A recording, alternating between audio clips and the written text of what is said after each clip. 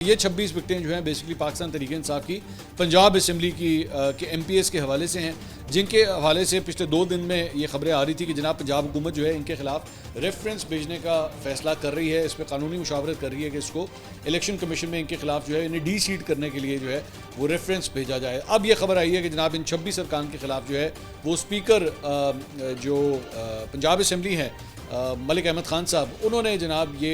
Election commission को जो है ये रेफरेंसेस दे दिए हैं। अब अगर ये रेफरेंसेस दे दिए जाते हैं और उसके ऊपर अमल दरामद होता है और ये 26 अफराद जो हैं वो डी सीट होते हैं, तो जाहिर बात है वहाँ पर ज़िमनी इलेक्शन होगा, ठीक है। और अगर वो